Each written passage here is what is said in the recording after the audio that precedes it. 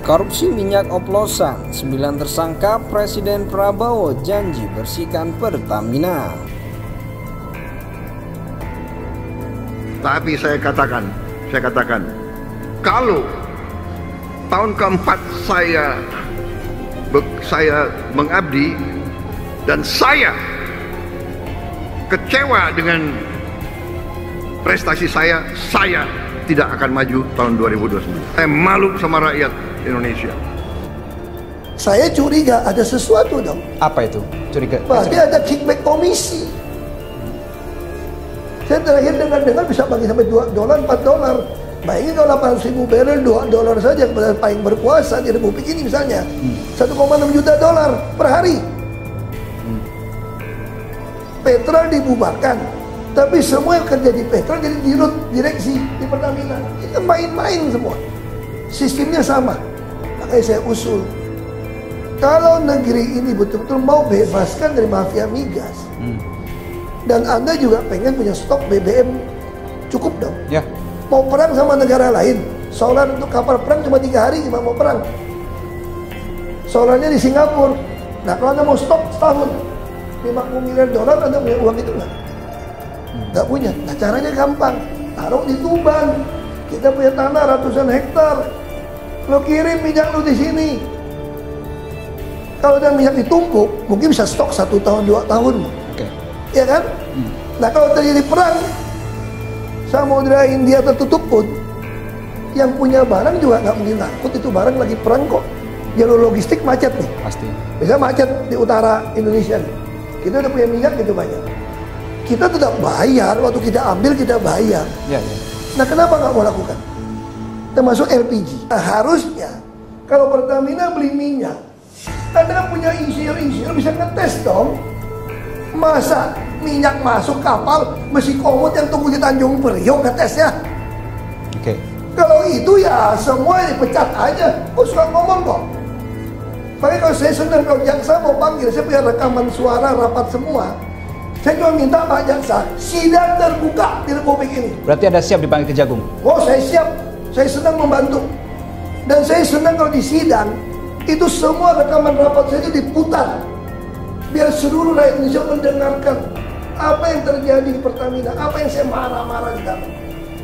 Kalau semua mesti sampai periksa minyak, penerimaan buku tulis, pembelian beras, mesti saya. Kalau itu ngapain ada ratusan ribu pegawai? Suruh gua aja semua.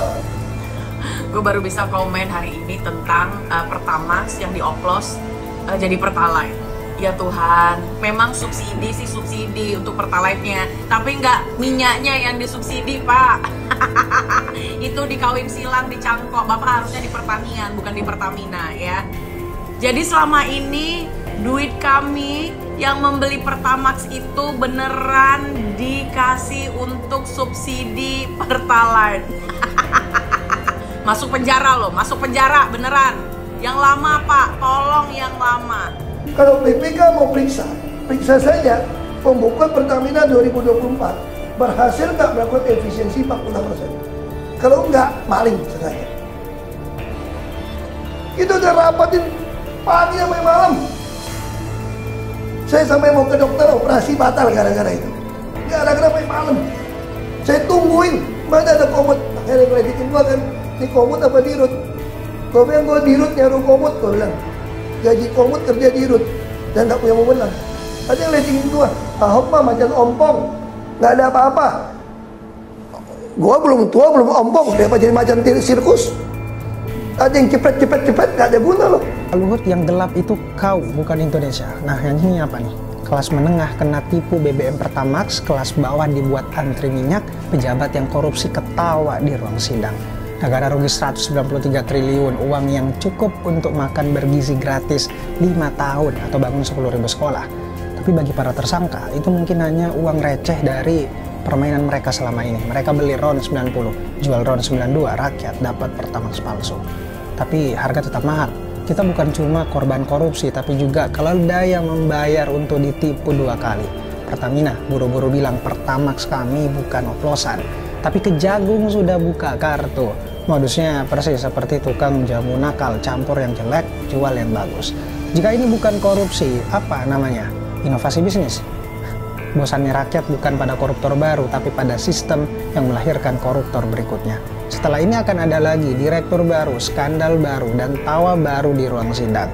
Ya, kita sudah lelah dengan jargon pemberantasan korupsi yang hanya jadi pengantar tidur.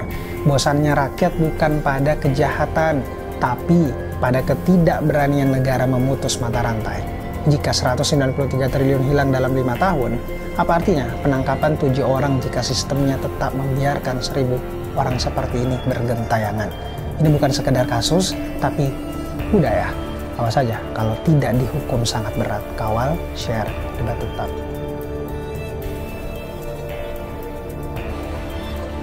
Presiden Prabowo Subianto menegaskan bahwa pemerintah akan membersihkan tata kelola minyak di Indonesia dan menegakkan aturan demi kepentingan rakyat.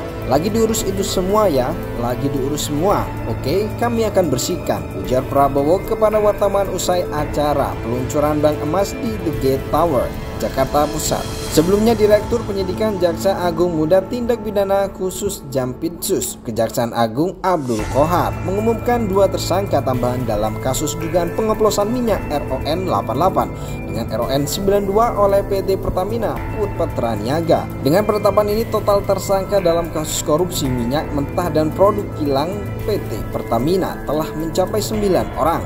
Sebelumnya Kejaksaan Agung juga telah menetapkan 7 tersangka lain termasuk kasus dugaan korupsi. Ini mencakup rekayasa ekspor impor minyak mentah dan pengoplosan bahan bakar yang berpotensi merugikan konsumen dan negara.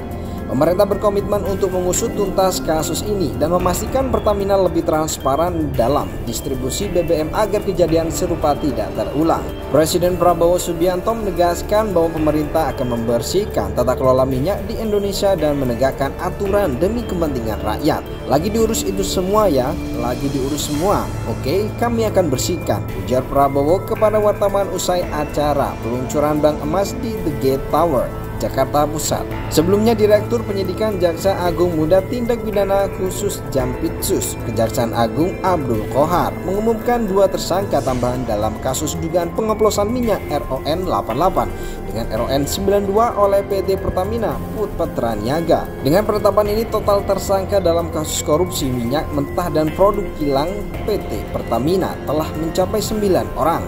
Sebelumnya Kejaksaan Agung juga telah menetapkan 7 tersangka lain termasuk kasus dugaan korupsi. Ini mencakup rekayasa ekspor impor minyak mentah dan pengoplosan bahan bakar yang berpotensi merugikan konsumen dan negara.